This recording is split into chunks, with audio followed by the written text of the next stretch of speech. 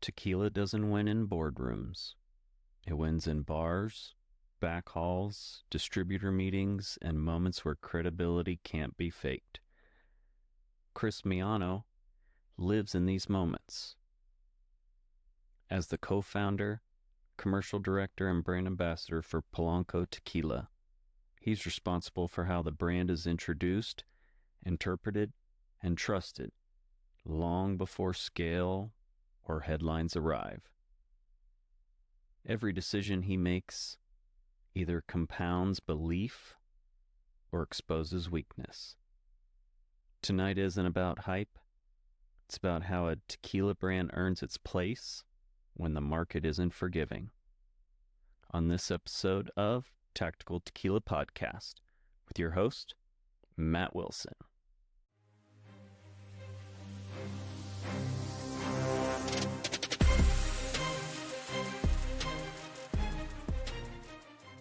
If you enjoy the show, hit the like button, subscribe, and share it to your social media platforms. Thanks for tuning in and enjoy the show. Welcome back, everyone, to Tactical Tequila Podcast. I'm your host, Matt Wilson.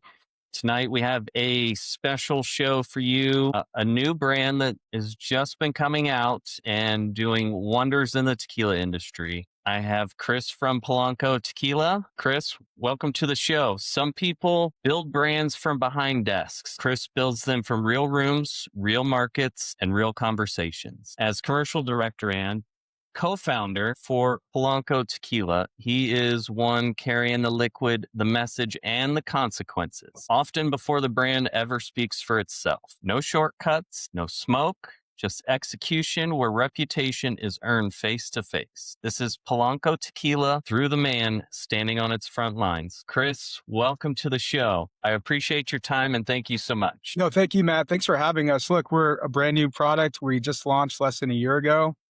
And we really appreciate the opportunity to get in front of your following, and thanks for the T-shirt. My kids love it. Oh, awesome! I'm so glad, and that's actually an agave mango creation. Yeah, yeah, it's dope. It's a really really thoughtful design, and it's got the nice tight fit too. Yeah, and so when I originally designed that logo, not sure if you remember Man on Fire with Denzel Washington. Yeah, sure. So that's actually the Mexican version of Creasy Bear. That's pretty cool. I didn't realize. My kids and all, you got teddy bear. Yeah, so that is actually the Tactical Creasy Bear. It's really cool. I love it. I'm going to wear it proudly. Thank you. I love it. So with being brand new out within the year, things are going well for you guys. I was looking over some stuff that you sent me, and you're looking to be within the next 2 years in all 50 states. Yeah, we have a really ambitious build out. You know, I think that the worst thing you can do is try to run before you can have a strong foundation. I guess I should back up a little. Matt, I started in this business, 15 years ago. I was hired as a young kid, right out of school, to be a Jose Cuervo brand ambassador. And you can imagine back then, New York City, running around all these bars, and people didn't want Jose Cuervo. And even worse, I was tasked with premiumization of their higher end SKUs. And it was a really arduous task. People weren't thinking of Cuervo as a premium. And I guess fortunately, unfortunately, Cuervo ended up taking the brand back from Diageo at the time. I was working with Diageo, and I got a promotion. I got to work for a brand new, kind of new and emerging brand called Don Julio. And at the time, Don Julio was less than 200,000 cases in the U.S. It was, which is pretty big, but not compared to the 3.5 million cases they sell today. And what an amazing opportunity to ride that wave of triple-digit growth month after month, year after year, with the corporate expense card and all the perks that go with it. I wasn't learning how to build a brand at a certain point. I wanted to learn innovation. And so I went to go work for a startup called Casa Dragones, which is kind of a more premium position tequila. And, we're going back 13 years ago. It was a little bit ahead of its time in terms of price tier and it's marketing and demographics. But I learned a lot, and I learned a lot about how to build tequila the right way and how to make it a little different from the typical run of the mill brands that were coming out during that time. And we'll talk more about that. So now, as the co-founder and the commercial director, as the public face of Polanco Tequila, what responsibility sits squarely on your shoulders to that no one else pretty much can absorb? Yeah, that's a good question. When I've been the spokesperson for all these brands I mentioned before. I think that community really is driving early on that brand affinity, and that could be trade and consumer. And there's so many great case studies of brands that have just relied on stewardship, and in real time, that's what we're prioritizing without the safety net. So my responsibility is protecting Polanco's credibility, um, and not taking any shortcuts because that's tempting to go for these big opportunities that we're not ready for yet. So I think once the trust is lost at the trade level, it's not really going to come back through marketing. And so it's really important for us to do it right the first time. And if you think about brands like Patron, they ignored the trade for the first 20 years, and it was really hard for them to make an impact later on. Now, some of the stuff that you sent me, you're currently in 5 states. Texas is your main state, correct? Yeah, we got really lucky. I don't believe in luck, but we got lucky with our distribution network. We partnered with Maverick. They're by far the best tequila book in Texas. They've got Fortaleza and every respectable brand additive free. They don't have any, celebrity brands. There's no really big commercial brands. Um, but all the brands that we love and respect are part of that portfolio. So we chose to partner with Maverick, and we chose Texas, specifically Austin, because of the high CDI, that consumer demand index. That it's not reinventing the wheel. It's the same thing we've seen with Tito's Vodka, now Lalo, and Tito's Lalo, Deep Eddy Vodka, and many others that have had success in the Texas market. It's a fantastic market. It's a young and again high demand market for tequila and agave spirits in general. Now, when you introduce a tequila into a new market, what exactly are you personally accountable for in getting right when Yeah, introducing the new markets? man, that's a good question. I think that again, going back to the growth, everyone wants to just shotgun approach the market. From my learning, it's really about clarity before scale. And so you could think of it, you know, we can go to chain retail from day one, and we're not going to be successful at Total Wine and Specs and Twins Liquor and Costco because they just don't know the brand. So we're really prioritizing independent retail. That's part of our go-to-market strategy, which is we're accountable for making sure that we can maintain the price tiers without cannibalizing it in large box retail. And that's just what it is, right? It's growth before it becomes a conversation. And Before do you growth, think yeah. at any point that it'll more or less move to the big box retail stores? Yeah, I think that we have to, right, to maintain our growth in P&L eventually. Um, but we're gonna resist as long as we can. We want to really take care of our independent retail partners who've taken a risk on us, bringing us in, and make sure that they get that pull through and that velocity. And there's a variety of ways that we can help support that before we kind of go to the big retailers. Throughout all this, what decision would you say that you make regularly that can quietly shape the brand's reputation long after conversations end? Yeah, I think we can like divide that question into two parts. So I think that I mentioned it earlier when demand outpaces the understanding. Thankfully, with the help of social media, it's been a lot easier to get the kind of the story out and being able to build that community. Before you had to rely on high spends with advertising and promotion and billboards and a lot of liquid to lip activations. Today, we could work with 50 micro influencers that are geo-targeted within our states that we're currently in, and pretty much build credibility through that influence, and doing it the organic way, right? Not paying to play, but having genuine affinity, and then and then seeing how that transcends through the market. And as we talk about scaling and moving the brand into 50 states within the next 2 years, how do you draw the line between advancing the brand and protecting it from moving too quickly? Yeah, that's a good question. I think that first, we have to know who we are, right? We have to be a brand and not a product. And Matt, if you think about what's the difference between a brand and a product, there's a lot of products out there in the tequila space. There's very few brands. And I always like to think of the analogy, Apple Computer is really a luxury brand. There's tons of different options for computers. There's very few brands that that you can feel faith in, that you're going to spend a premium on it.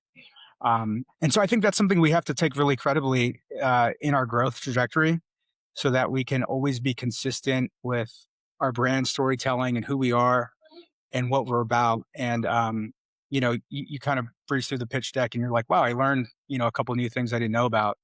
And so it's really about that consistency, and shouting from the rooftops to get the message across. And not only consistency, but the transparency.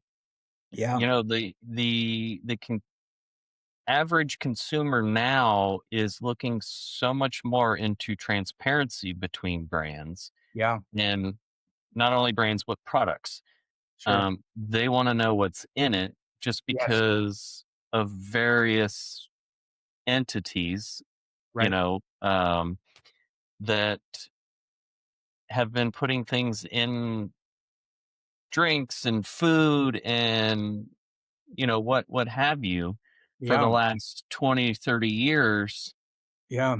And now it's such a health concern, and I think that's probably why we are now seeing Gen Z actually spending less on Yeah, alcohol that's true. and things of that nature. But I think with transparency, at some point we're going to win that generation back. You nailed it. Yeah. I mean, just to pause there for a second, if you think about, um, I think the Robb Report published an article last week. The legacy suppliers are sitting on about $20 billion worth of unsold inventory, and that's just not tequila, right? That's whiskey. That's across their whole portfolio. But I know that Diageo is sitting on about half of that, and I think that you nailed it. There's lawsuits involved now. There's a lot more transparency is being demanded by the consumer, which is great for us little guys.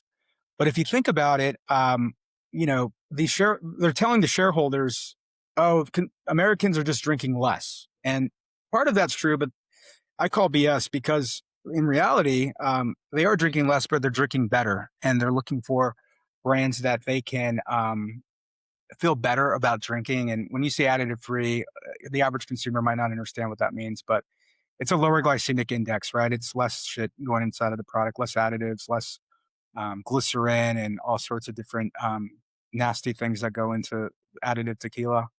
So it's a conversation, and I don't think it's a gimmick that's going to go away. And the proof is in the pudding with the recent Lalo acquisition. I think that more strategics are going to be looking at additive free. But the hard part with that is, coming from these Diageo conference rooms, it's really hard to make an additive free tequila consistent, and it's hard to scale from a production side without putting additives. And that's their proprietary formulation requires additives. And so I think that you know the other part of it is, Fortaleza is not considered a success story for in the lens of large multinational liquor suppliers, because they can't scale beyond 40,000 cases. And I think that's another part of the larger picture. Success obviously is in the eye of the beholder. For me, that brand is successful because they sell out like this. Yeah, They are a in demand yeah, tequila. and, Yeah. and a very good quality tequila. Like I love Fortaleza. Yeah. Um, but being that successful, like it's not about necessarily the number of cases that you sell, but the fact that you have that quality tequila and it sells out this fast, Yeah. and people will run and do whatever they can do in order just to get the one bottle that's Yeah. allocated at the store. Yeah. Yeah. Look, I got a text yesterday and someone said, "Hey, can your distributor, they sell Maverick sells Fortaleza in Texas. Can you guys get me 2 bottles of winter blend? And I'm willing to spend $300 to $600 for each bottle." And I was like, geez, that's demand. And that's the Pappy Van Winkle story. So I shot a text to the business manager he said, "Yeah, I'll see what I can do." There's no guarantee. It's a highly allocated item. Um, it is almost a Pappy Van Winkle story. I know Guillermo doesn't want it to be, but it is what it is. And where we've seen a lot of growth and a lot of opportunity, and we'll never compare ourselves to Fortaleza. We're not that arrogant, but we do use the same hand-blown glass producer that originally made Fortaleza. So it's got a similar, feel at least. And we've also embraced the same style production from the, estate-owned agave, in this case, still organic, brick ovens, copper pot, Tahona crush, copper pot for distillation, natural yeast fermentation, and then 45 days in reclaimed bourbon barrels. So that's kind of the cliff notes on Polanco. But I also don't think that there are some fantastic tequilas that consumers don't even know about, and so they're chasing kind of the Pappy Van Winkle story. But beyond a great product and a good packaging, you have to have a great team and a great story to go with it. And so I think if you could check all those boxes, you have a pretty compelling case study. Yeah, and without a good team surrounding you, and the same goes in friendships or any relationship. If you don't have a good core of people around you, Yeah, you're not going to be as successful, and you're not going to succeed yeah, because somebody is going to be bringing you down. that's right. You nailed it, 100%. Um, Within your role, what would you say is the part that tests your judgment the most? Yeah, I think that going back to those early days, finding distributors and with our ambitious plan. Nowadays, it's a buyer's market, right? It's a distributor's market. It's really hard to get distribution. There's too many bottles and not enough hands to sell them. And as we've seen in California, RNDC pulling out, there's been a really strong market shift that only the strong will survive. It's essentially the worst time to start a brand, but it's also the best time if you're doing it the right way. And as these legacy brands continue to lose market share year after year, it's the little guys that are going to continue to catch up. And I think the Tequila Report just put out a pie chart.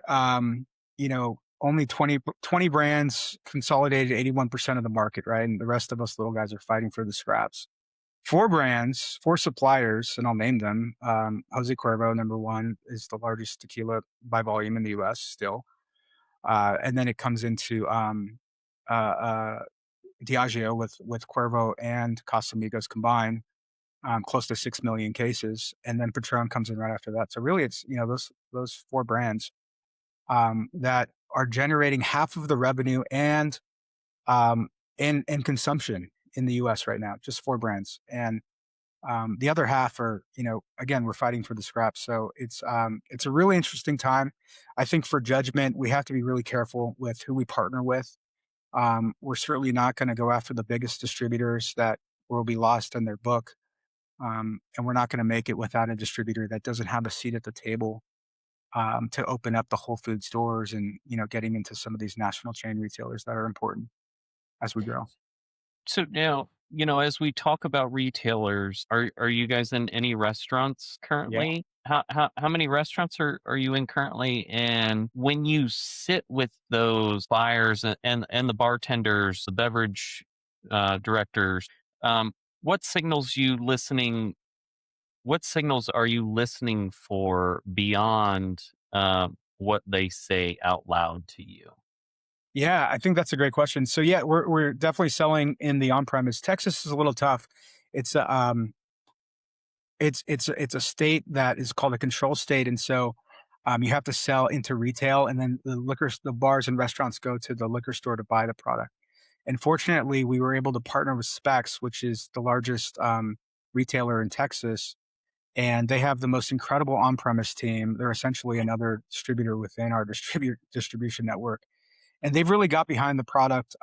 Specifically, we did a launch party with them in Dallas and Houston. We also sponsored their Chef to Farmers non-for-profit event, which got us in front of 6,000 people per day for a 4-day festival in both Houston and Dallas. And that really opened up this whole network of, farm to table restaurants, but also really hip bars. And I'm so humbled when we go down to Austin and, we can pop into 10 bars on, South Congress Street, and they're really hip, hard to get into kind of placement bars where, you only see top tier brands. You don't really see the big brands. And we're there. And I just saw this post today. It just came in on Instagram, and it's a great bar in Austin called Shangri-La. It's kind of like a speakeasy. And just organically, I mean, these guys are so incredible. They just did this amazing post, and they essentially said, if you haven't had Polanco yet, you're missing out, and it's on our back bar. It's all organic. We didn't ask them to do that, and it just feels so intentional when we could build that type of community in both, bars and restaurants and retail.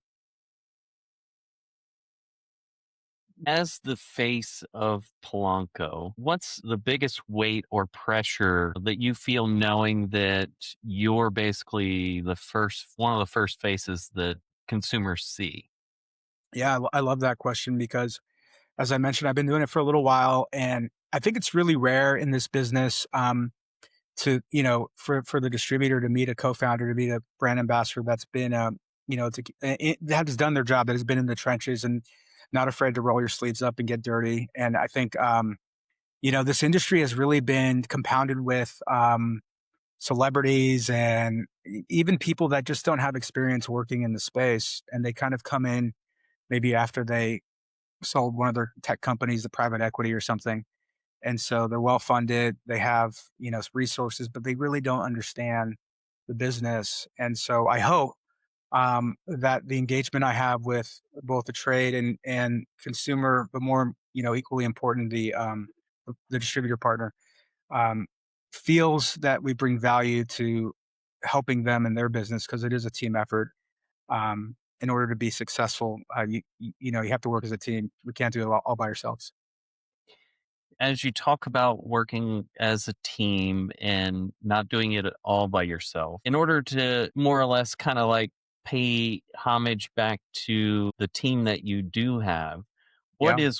what is one thing that Polanco refuses to become in the tequila market? Yeah, I think I said it already once, but it does resonate for me, and it's, a product pretending to be a brand. Um, we always, I think, need to be consistent with the brand building. And I've known so many people in this business that have done it as like a hobby project or even a vanity project. And it's really just a product at the end of the day, because they don't, they're not, it's not their full-time job. It's not what they do. Um, and for us, this is what we do. I do this full time. And it's more than, than a passion project. It is, I'm supporting a family of four, and really, really dedicated to making this happen for the long term. And long term to you, Yeah. talk to me about that. What is the long term to you?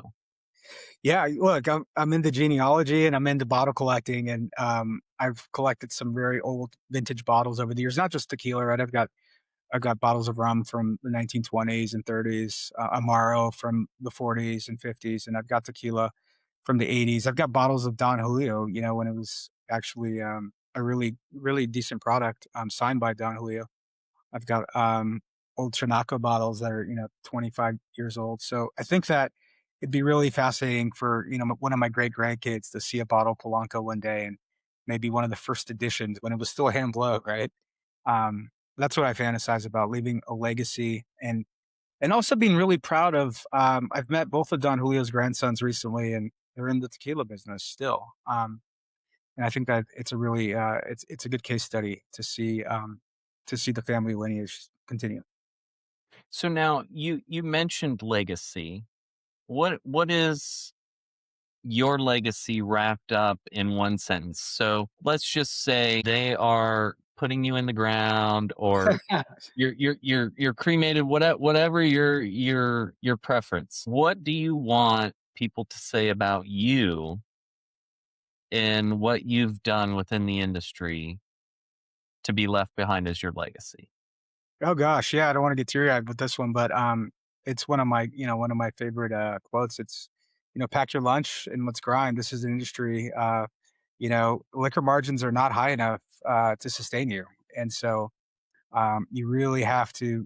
You got to be a little crazy, and so I want to be able to be remembered as someone that really that got after it, that wasn't afraid to take a risk, and hopefully it pans out. Kind of switching gears back to the brand, how do you talk about the brand without leaning on tired tequila language and buzzwords? Yeah, gosh, that's a good one because there are so many buzzwords out there, and unfortunately, it's hard to avoid them, right? Handcrafted, sustainable, sustainability, made with purpose, sip with intention, and those are some of the messages that we've been using, and I think they convey the message, but they can get a little lost with all of the other noise. And there's a lot of people saying, "Oh yeah, we're organic and we're additive free and we're sustainable," but maybe they're not. And for us, it goes beyond the buzzword. If you look at our back label, and it took over a year to get this approved by the CRT with over 30 iterations, they were really killing us, because you can't say you're additive free on the back label. We're the only tequila, Matt, that's got the organic certification, the B Corp certified, and the climate partner.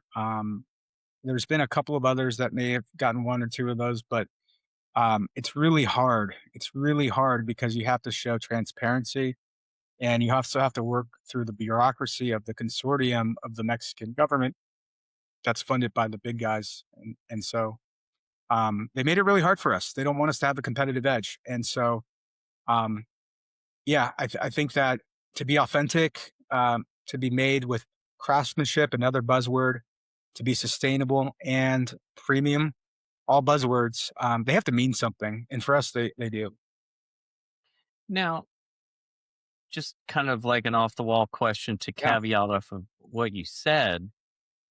And, with it being funded by the bigger brands yeah, and it not giving the little guy necessarily the chance that they yeah, deserve, and that yeah. they have to basically claw and scratch Hmm. at, everything in order to even float above the horizon. Sure. How does, I guess, how hard for a new brand is that, just coming into doing what you do? Yeah, it was really the biggest hurdles, at times almost unsurmountable because of bureaucracy, but also because of costs. And to be fair, B Corp is not wasn't created for a startup product. It really it's kind of for a larger company with infrastructure and the attorneys to navigate through the process. And somehow we did it on a shoestring. We give 3% of our revenue, not profit, but the revenue, back to Mexico through Clean Water Initiative, and that's something that is enforced by a third party that we show transparency in how we do it and how the funds are allocated and when they're allocated in order to maintain that certification. That's just for the B Corp. The climate partner, our distillery is NOM 1633. Casa Lloyd, New Distillery, were the first commercial brand to come out of the distillery. Now they have their own brand coming from that distillery. But the distillery runs off renewable energy. It's powered by generators that run off of the agave fibers, the byproduct of the tequila production, which is really cool. utilizing deep well water, and really doing things right, using the recycled glass, the recycled agave fiber label. Everything's been really thought out. Vegetable ink printing, FSC recycled, that agave fiber I mentioned. So that's how we've been able to kind of maintain these sustainability claims that were really difficult to get approved by the CRT. But it's not going to make or break the brand. And through focus groups, we understand at face value, it's very rarely interpreted. When you're looking at a bottle for zero point 0.0 seconds trying to make a decision. And so, two-part question. For the first part question is, what makes Polanco recognizable before anyone tastes the liquid? Mm-hmm. And then you mentioned the description about the bottle and the labels. How do you prevent it from being reduced to just another attractive bottle on the shelf? Yeah, those are great questions. Yeah, I think this isn't my school of teaching, but this is what Diageo taught us. And in order for a brand to be successful, you really need three things, and it's not as simple as it sounds. But you have to have a great pack. The packaging you can't really skimp on, and a lot of craft brands, they just don't have the budget to hire the big design firm to do the packaging. Number two, you have to have a story that corresponds or correlates with your beautiful pack, and the story has to be something substantial. It has to connect emotionally with people, and maybe George Clooney riding his motorcycle through the agave fields, people can feel aspirational towards that vibe that George Clooney puts out. He's a good looking guy. But there's got to be more to the story. And the last thing, as I mentioned, is the team has to know what they're doing. They have to be a good team and work well together. But the second part of the question is, how do you stand out, and what really resonates? I think that today the modern consumer is looking for something made with purpose, and something that it feels a little bit more intentional. And so we can talk about like the Whole Foods consumer, because Jeff Bezos knows his consumer better than anyone, and it's a consumer that generally is prioritizing brands that aren't cheap. They're premium brands, but they're usually they feel organic, or maybe they are USDA organic, and they have a story connected to them. Maybe they're fair trade certified, or they're doing something for the community. And that's really our train of thought, that we've always been of that school of thought. The way we eat is in defensive food, right? The slow food movement, believing in Michael Pollan and Alice Waters and what they've done for culinary. I think we need to have that conversation with the beverage industry. And so, there's many other brands that have been doing it. And so I think the difference is, and now's the time. This is the time that people are looking for something different, and they want to try something that's made the right way. And going back to something that you said, as far as being the B Corp and Yeah. recycling agave and and the various uses that you use in order to recycle it, like the label.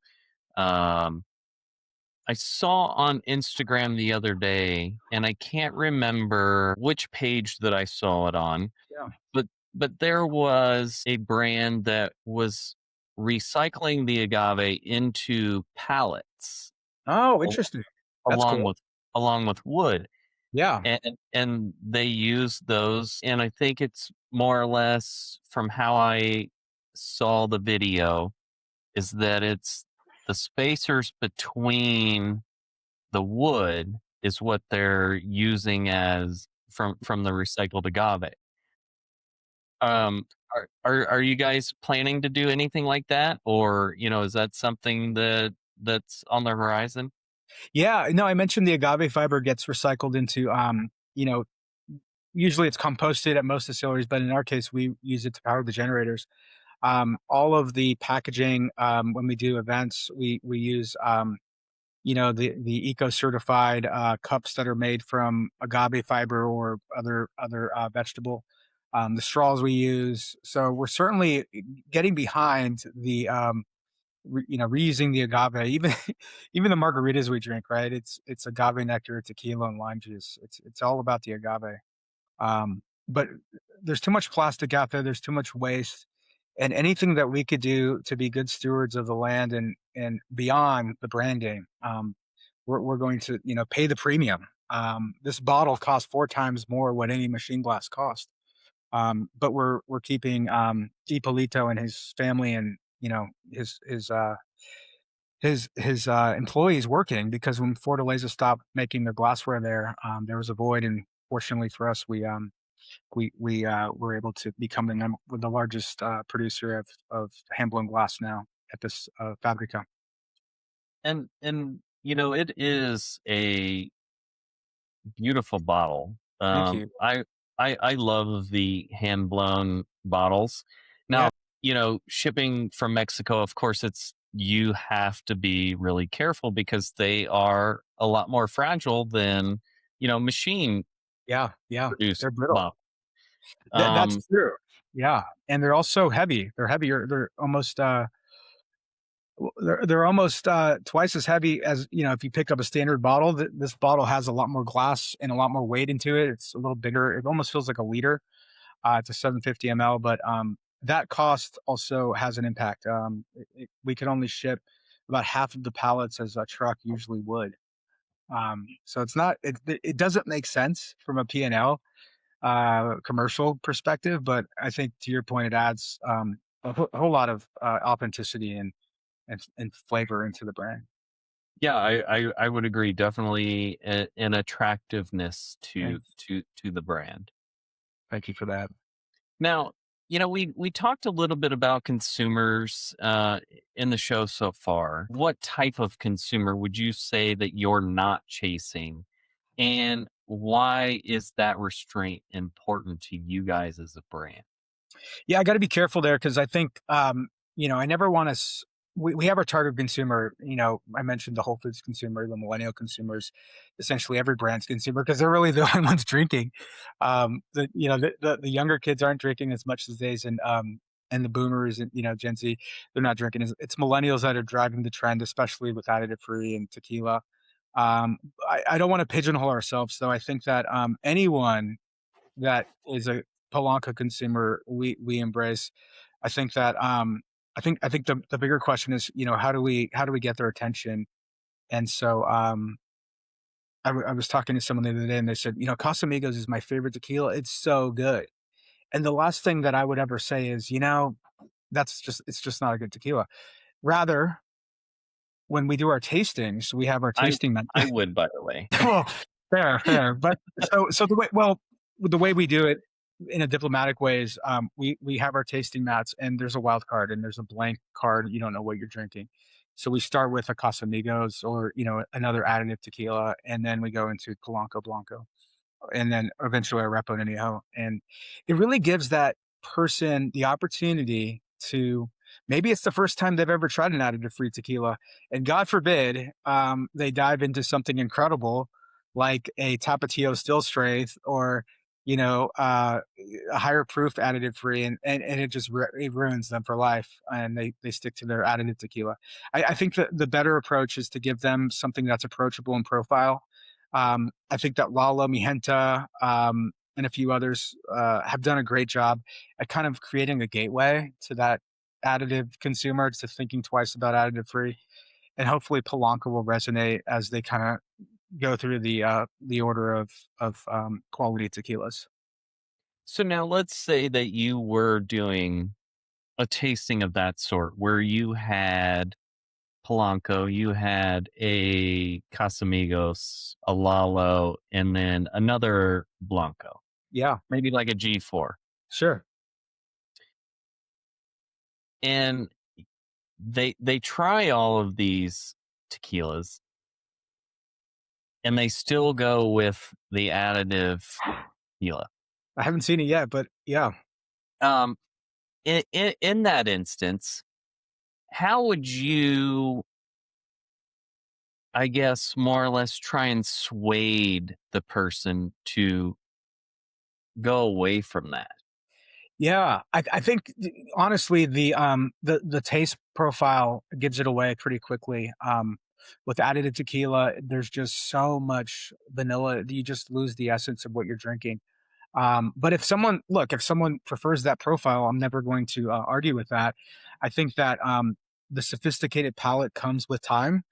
However, our go-to-market strategy is experiential, and it's bringing elements of the production. It's bringing that story of production, and it goes back to, how do we cook our agave versus some of these larger competitive brands, or not even competitive sets, but just other brands. And would you rather have your food cooked in the microwave or the oven? Exactly. That's why we cook our agaves in the oven and not the diffuser.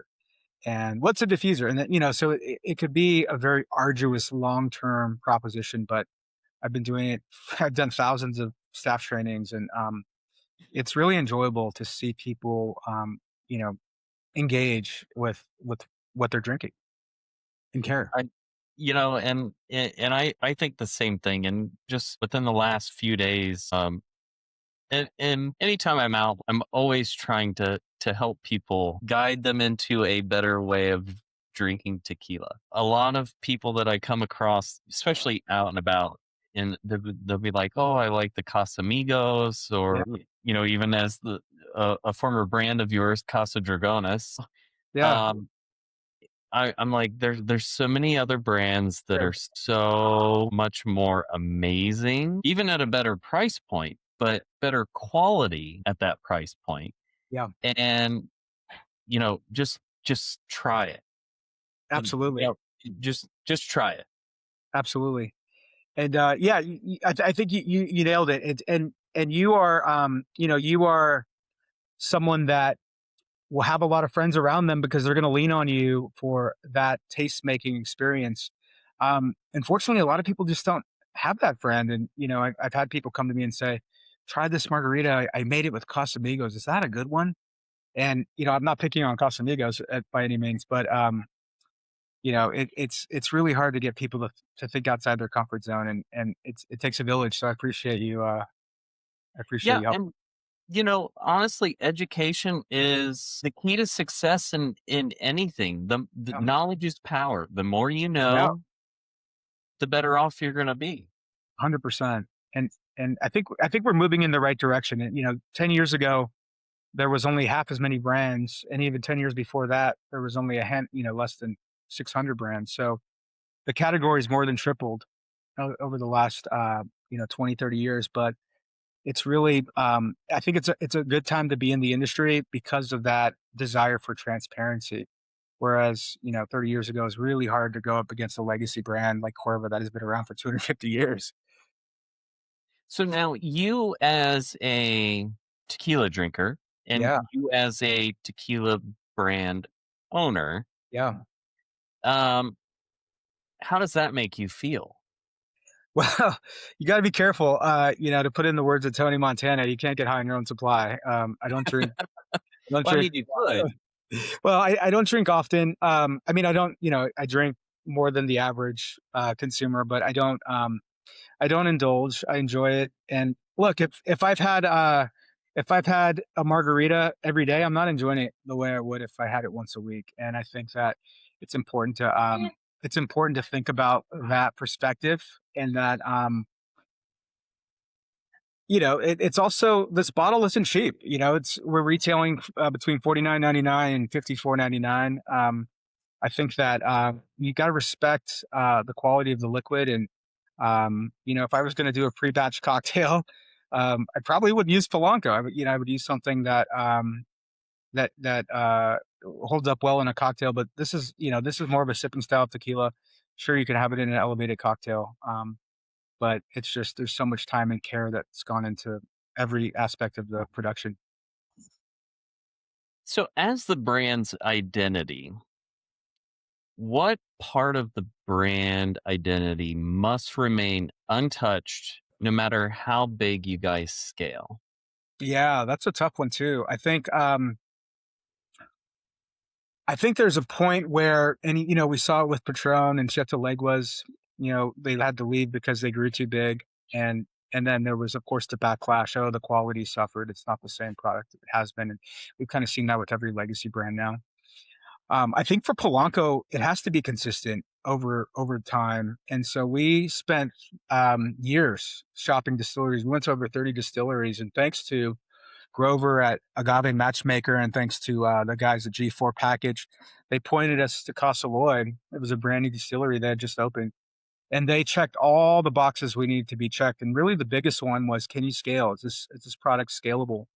And because they are the largest organic agave producer in the Highlands, we had the organic supply, and they could scale a brand like Polanco, well beyond what we would need for the next 5 years. And so, where we see production issues with brands like Fortaleza, sure, it's a cool story, but there's also a lot of consumers that are pissed off because they can't get it, and the price gouging that's going on with the retailers, and the ripple effects that has on the consumer. So I think other brands are winning as a result. So we have to be approachable, and we have to be available. And I will say that I have become victim of those price gouging. When I'd already taken like a few trips to Mexico, been to Fortaleza, Yeah. and I came back and I found a place that had 2 different year winter blends. Oh yeah, And sure. and I was like, okay, like Yeah, I haven't had this. Like I love Fortaleza, like I'm gonna buy it.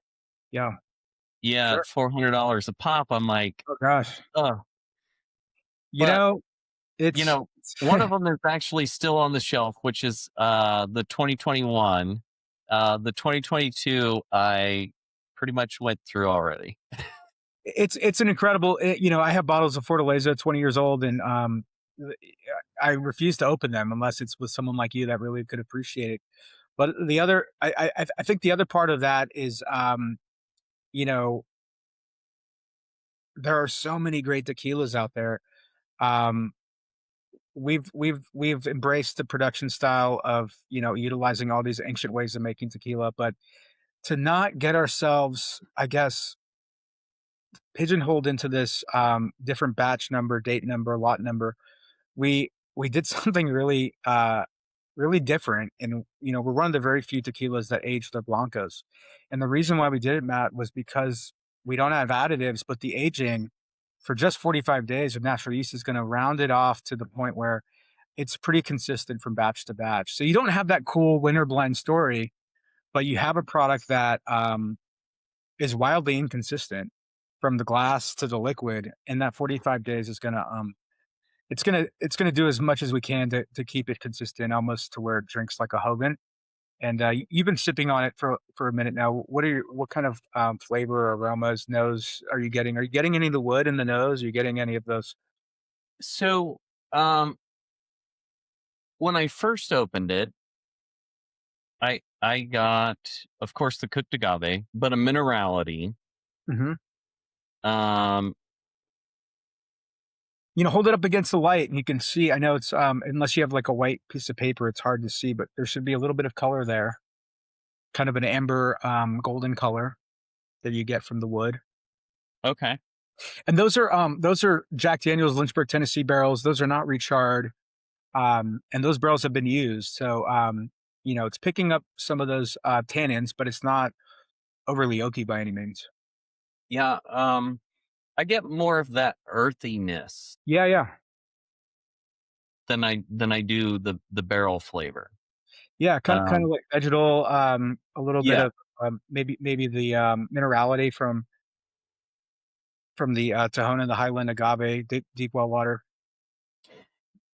For me, yeah, definitely the deep well water you can taste. Yeah, It, yeah, it just has that distinct kind of yeah, flavor to it. But I would say the most prominent flavors that I get in it is the earthiness and more of the minerality. yeah. And then a third of cooked agave. And Matt, as someone, as an agave enthusiast, someone that appreciates the essence of the agave, right? The high ester, the agave flavor. Do you find that this profile is approachable? Is it too approachable? I mean, again, it's for a consumer that might not know additive free, and we're trying to create a gateway for them. What are your thoughts Yeah. in terms of drinking? Honestly, this is the first time that I've had Polanco. Okay, great. Good, good. Fresh crack to Yeah, farm, yeah. Awesome. right before you came on the show tonight. Yeah. Um, it is extremely approachable. Good, good. It Thank you. it has this very light flavor to it. Yeah. Like as you said, it's a very easy sipping tequila. Thanks. Yeah. That was the goal.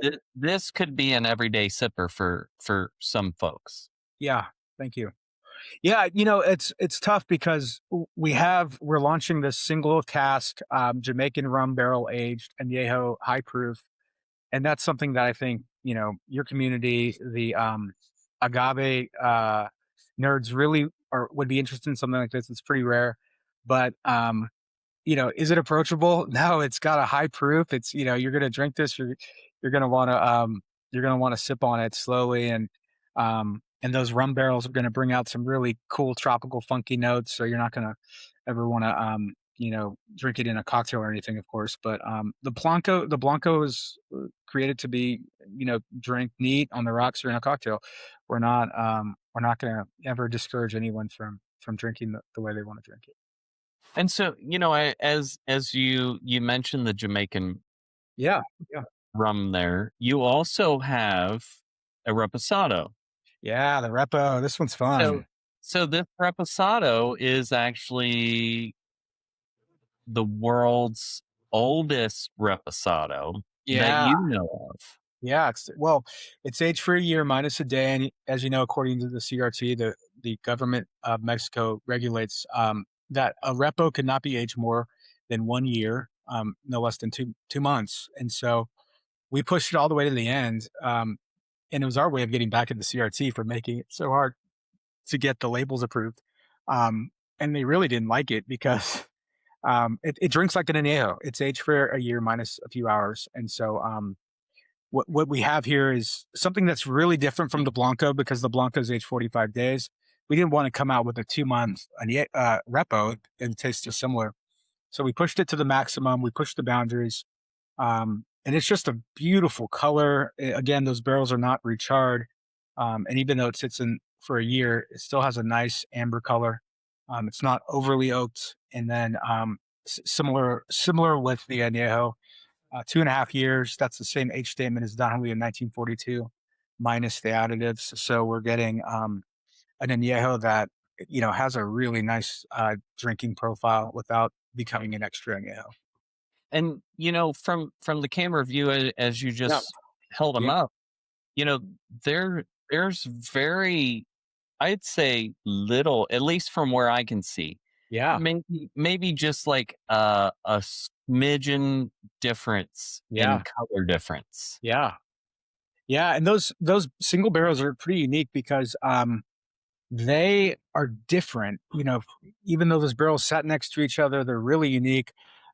Those barrels came from Jack Daniels. They went to Jamaica, where they were filled with Jamaican rum from Worthy Park Estate, and then we shipped them to Liverpool, where they were aged for 10 years. I've been working on a rum project where we acquire those barrels, and then they get shipped to Guadalajara after they're emptied, and it's a really long, arduous task. But those barrels are really cool, and it's kind of like a Pirates of the Caribbean story, but they've been all over the world.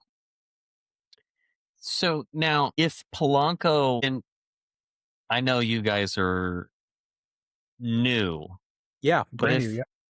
Yeah, if Polanco lost its voice tomorrow, yeah. what would the tequila category be missing? Oh gosh, yeah. Hopefully not, right? I think that in essence, if we disappeared tomorrow, the category would be missing a modern tequila built for the modern consumer. So it's not just another SKU by standard. I think there's very few brands out there that have been created with intention for that for what the consumer wants today. And I think that's why we see the glut of unsold inventory, right?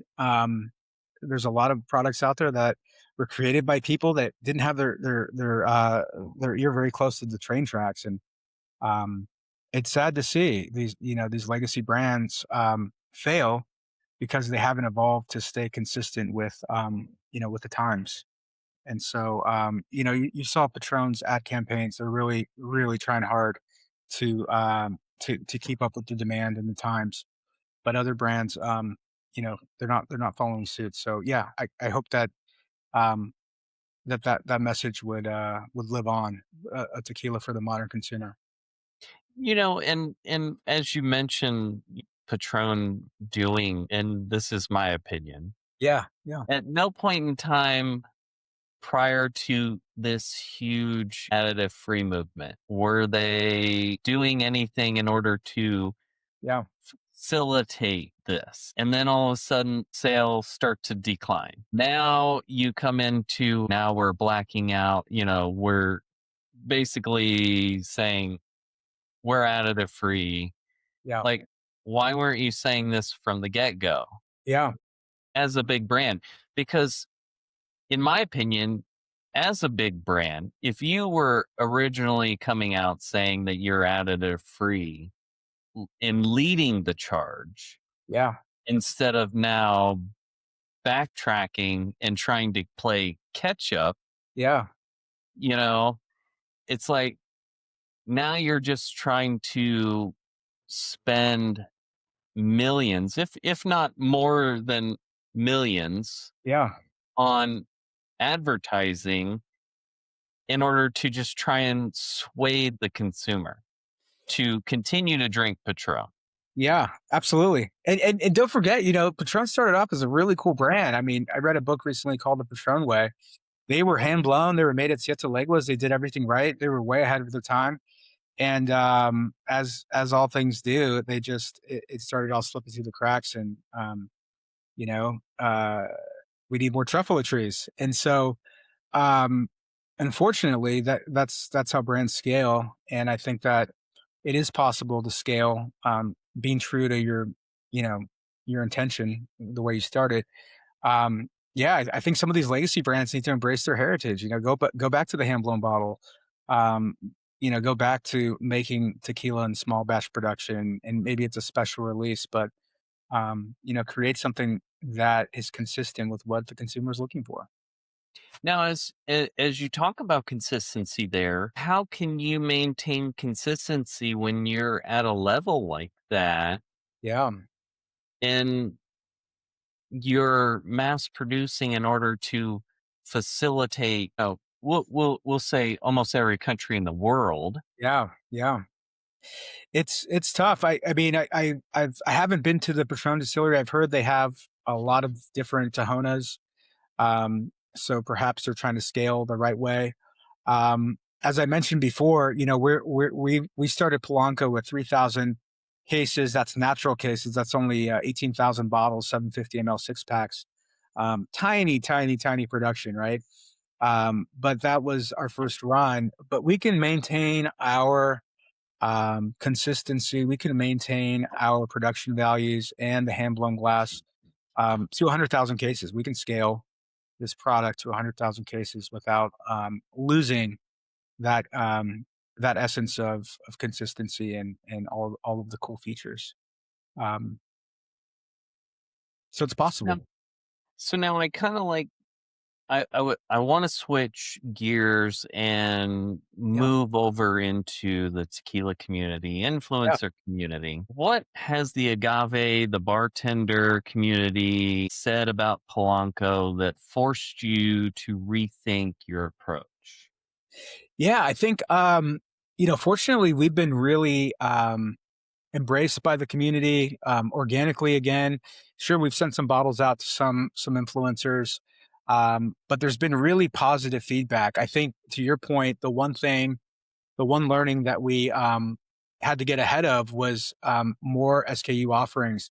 And the last thing we wanted to do was to have, you know, um, you kind of see like these brands like Cascanes and Monte Agave, and they're almost like Foursquare, where they have like all these different bottlings, and it's, God, what a nightmare to maintain the TTD registrations and all of the inventory and boxes. I mean, it's the cost involved.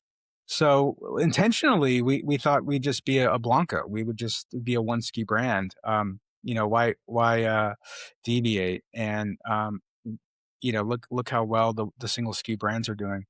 But very quickly, people wanted to have an expression that was aged longer and different, and so that gave us I guess we launched with the Blanco a year ago, and so we listened to some feedback, and we very quickly went back and started working on longer age projects that have taken a while. But as a result, now we have our repo coming to market, and eventually the añejo. As you talk about those three expressions, Yeah. any plans for an extra añejo, or is it already in the works? Yeah, I think there's always something cooking in the oven. But again, the Blanco is always going to be the flagship. I think because of the limited production runs and time it takes for the others, they will probably be allocated. The single barrels are kind of already sold out.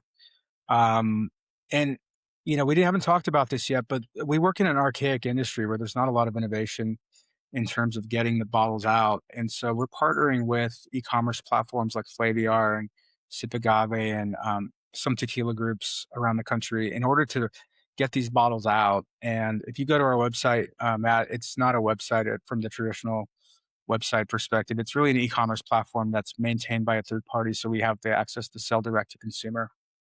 And I think through that lens, it's going to give people the opportunity to get these bottles. So it's not like you're having to hunt down these winter blends and pay the price gouge. I think we can maintain the brand equity and keep the price consistent as well. So now, this is my personal question. Yeah, sure. Yeah. Is there a high proof? And when is it going to come out? Yeah. Is it in the works? What's going on? Because I'm a high proof tequila person. I love high proofs.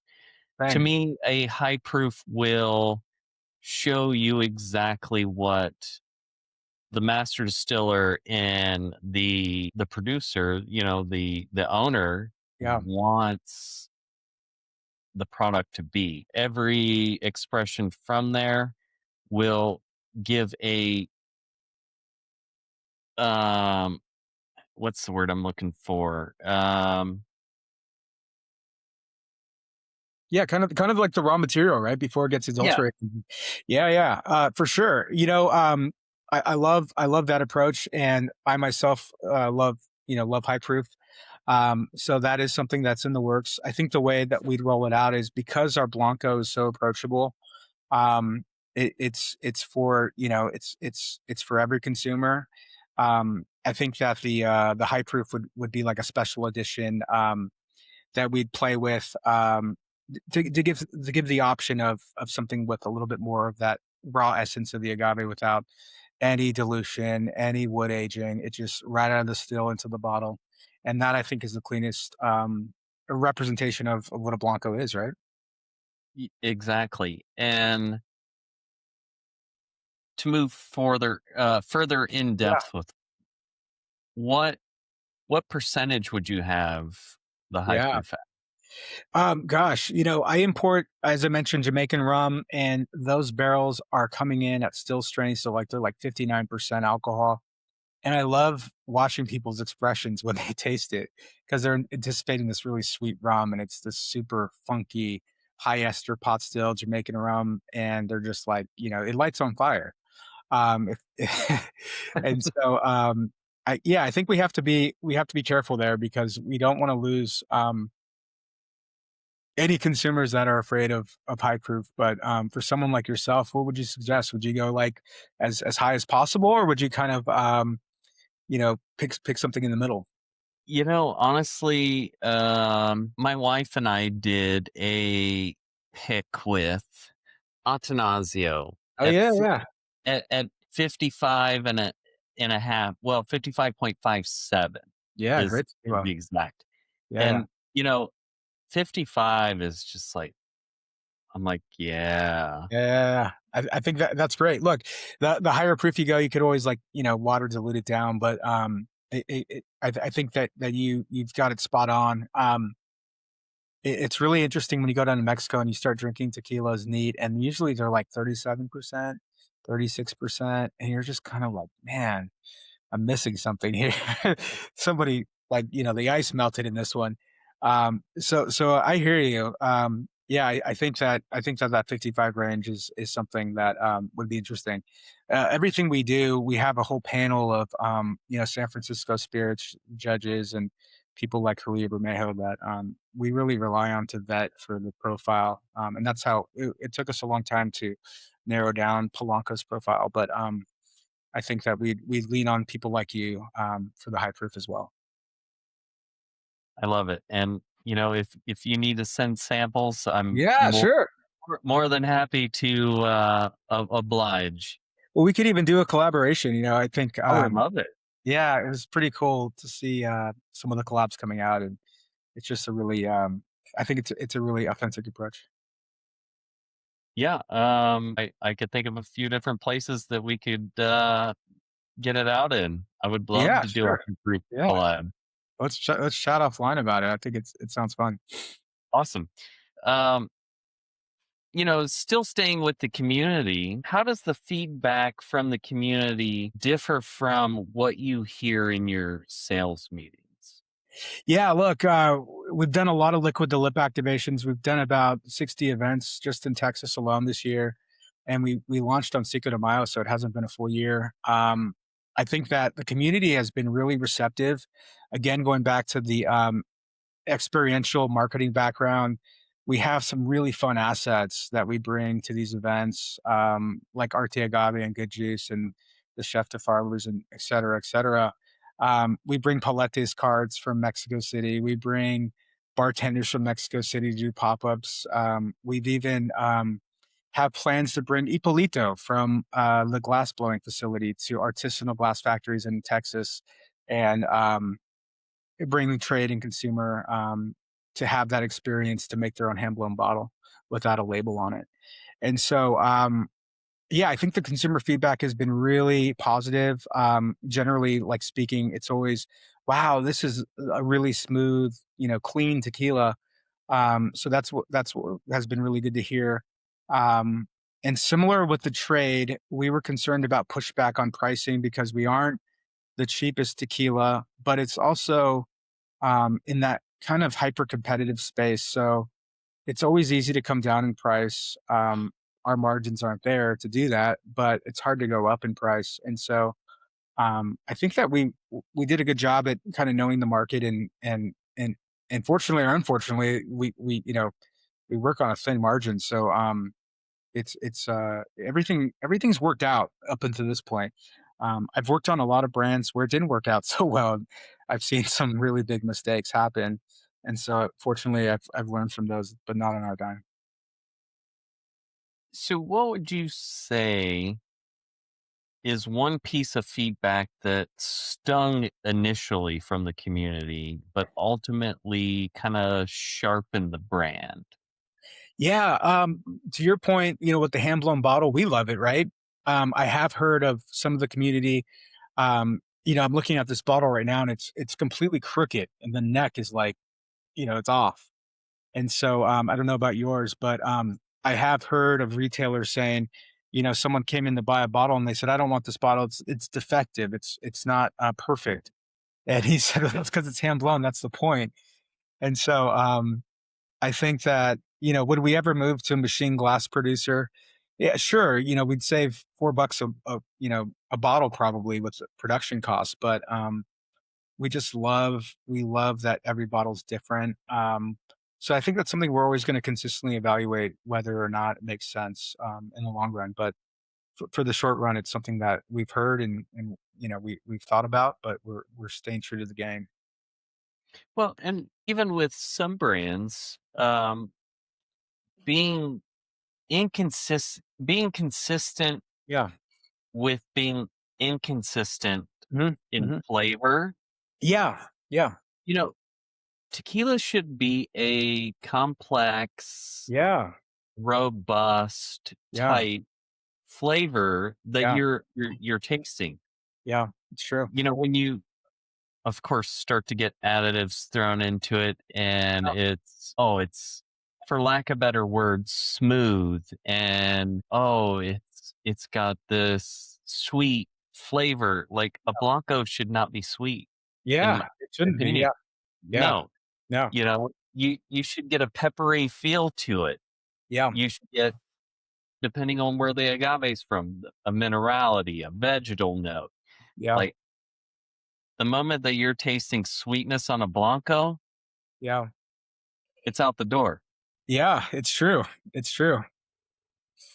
Yeah, yeah. Consistency. For us, I think what's the long term goal, and eventually we're going to have to raise some capital, and it's really you're not going to get strategic funding from any of the major suppliers unless you have a path to creating what they call a proprietary formulation, and that is something that could possibly be produced elsewhere at another distillery. And I think that's the Fortaleza question right now: is this new distillery going to make the same consistent quality tequila that are consistent tequila that they're producing now? Um, and that's a good question because it's seldomly been done successfully. Most brands, they leave the distillery and there's a big fall off there. So we'll see what happens. I think for us, the age statement on the Blanco will certainly help. With that, how do you separate an honest critique from the noise Yeah, in a crowded space? yeah. Geez, there's a lot of noise, Matt. There's 2,500 brands on the market, right? Um, At least. at least, and now celebrities are involved, and it's brought a lot of attention to the category, which has helped, but it's really done more harm than good in the long run. And so I think that for us, it's being able to tell our story and convey our message in a really meaningful way. And so again, leaning back on some of those platforms that I've mentioned before, get like our mission to give. We recently partnered with the Gente Buena Foundation, which is spearheaded by Valor Tequila and a Chris number of Miano brands. Martins. Yeah, yeah, She's amazing. she's great, and Yeah. we're so fortunate to partner with her and all of the fantastic brands associated with that mission. Really, no big names, right? There's no like really huge legacy brands involved, and they should be because we need the resources, and that is also a clean water initiative that impacts the people in tequila specifically.